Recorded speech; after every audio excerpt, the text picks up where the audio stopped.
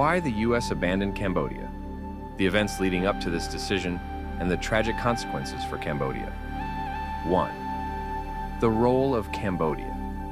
During the Vietnam War, strategic importance of Cambodia. Cambodia's location adjacent to Vietnam made it a critical factor in the broader Indochina conflict.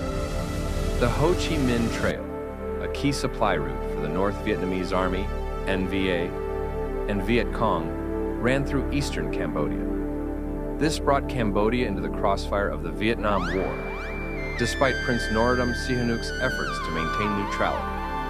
Sihanouk's Balancing Act. Sihanouk allowed the Vietnamese communists to use Cambodian territory to appease both his domestic communist factions and Hanoi. This uneasy neutrality crumbled when the U.S. expanded its covert operations to include Cambodia. Sihanouk's attempts to avoid entanglement only delayed the inevitable destabilization of the country. 2. U.S. actions and their effects. Covert bombing campaigns, 1969 to 1973. The U.S. conducted extensive bombing raids in Cambodia under Operation Menu, and later Operation Freedom Deal. These campaigns targeted Vietnamese communist bases, but caused widespread devastation in Cambodia's countryside. Over 500,000 tons of bombs were dropped, killing tens of thousands of Cambodian civilians and displacing millions. Effects of the bombing: destroyed rural communities, creating economic instability, fostered anti-American sentiment and resentment toward the U.S.-backed Lon Nol government, provided fertile ground for the Khmer Rouge to recruit peasants by portraying themselves as defenders of Cambodia against foreign aggression. Lon Nol's coup, 1970.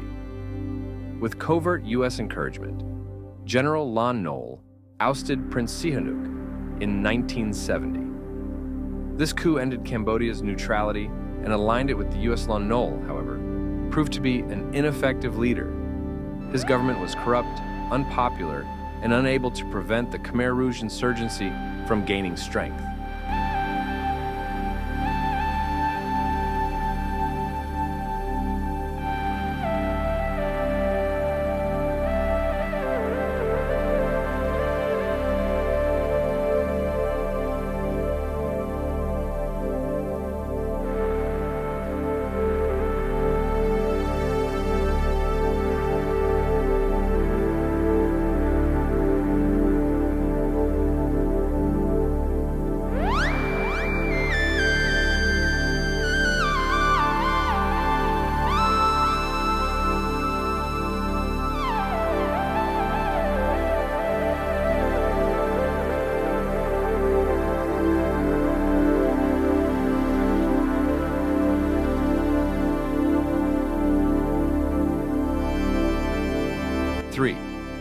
The collapse of U.S. support.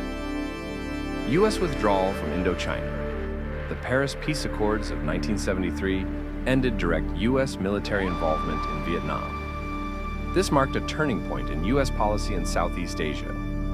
Cambodia, now engulfed in civil war, became less of a priority as the U.S. sought to extricate itself from the region entirely. Congressional restrictions. The Case Church Amendment, 1973, explicitly prohibited further U.S. military action in Cambodia, effectively abandoning Lon Nol's regime. Financial and material support dwindled, leaving Lon Nol's forces under-equipped and unable to resist the Khmer Rouge. War fatigue and domestic opposition. The Vietnam War had eroded public trust in U.S. foreign policy. Americans were deeply opposed to further entanglements in Southeast Asia, and Cambodia's plight garnered little attention in a nation eager to move on from the trauma of Vietnam. The Khmer Rouge's rise to power exploitation of rural discontent. The Khmer Rouge, led by Pol Pot, capitalized on the suffering caused by U.S. bombing, economic collapse, and Lon Nol's governance.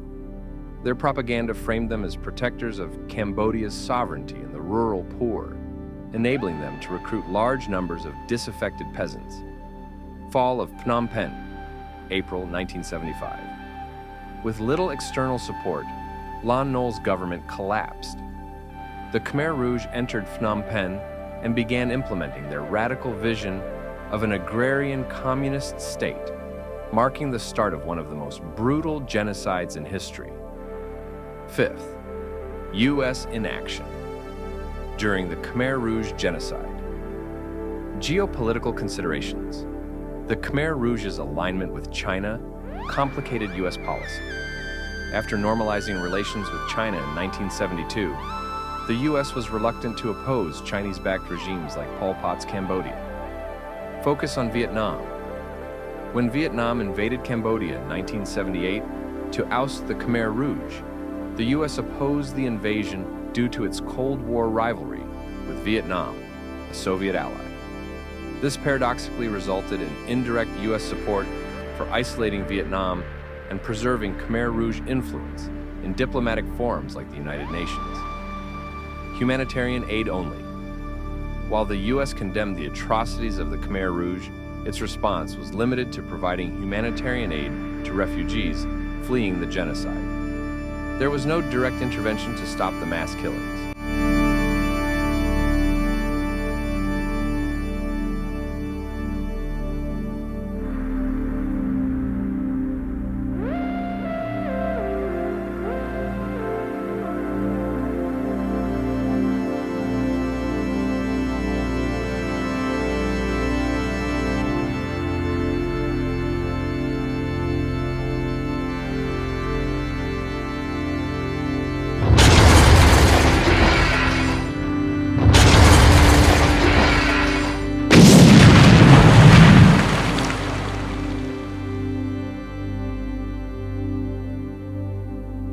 Six, long-term consequences for Cambodia. The Khmer Rouge. Genocide.